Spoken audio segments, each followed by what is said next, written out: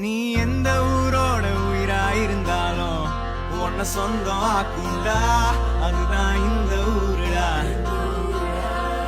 எங்க பீச்சு காத்து மேல பட்டா போதுண்டா, உனக்கு நல்ல ராசிடா, இனி நீ சென்னை வாசிடா.